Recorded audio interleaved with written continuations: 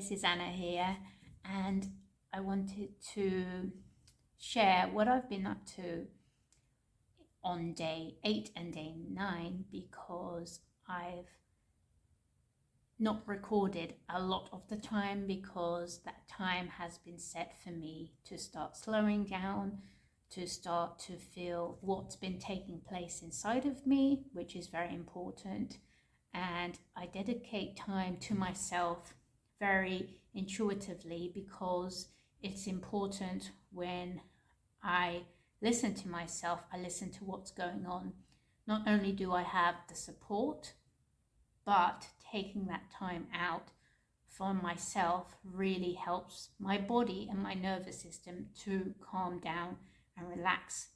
And it's so much needed, because even when I'm working with clients, I see them, they're always in the constant loop, and I'm constantly asking them about, how they are, where they're operating from, and also any stress and anxiety that they feel. And because they're in the constant loop, they do. And so when we go to guiding them to fully relax, it's a whole new world, because you're completely letting go. You don't know what it's going to look like, and it's just a whole new way of being. And for me, being in the space of relaxation and calm, that is very much who I am.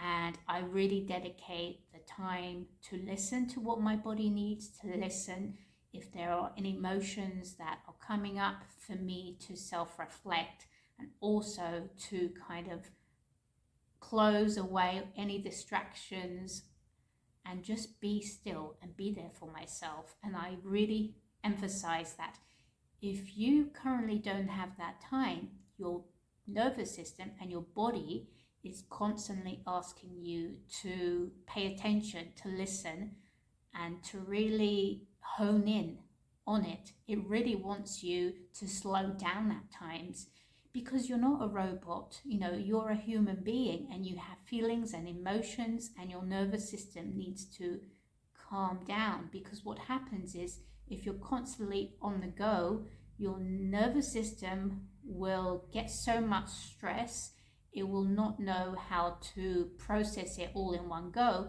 And then what it does to rebalance itself is that it gets ill,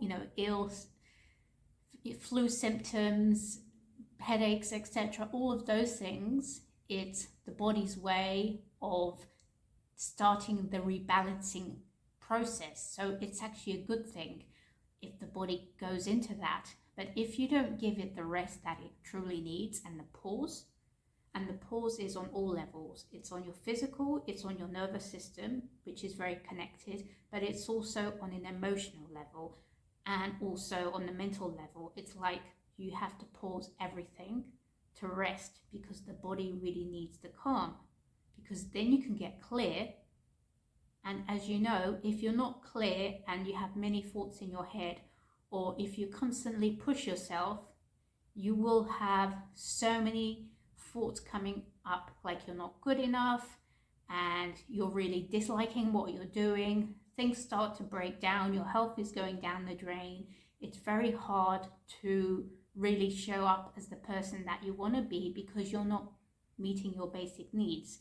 So for me, those basic needs are really to slow the body down, slow the nervous system down, and go back to basics. And that's what I really like to do, because it's a much needed reset. And it's not just doing it on the new year. For me, it's doing it when the body needs.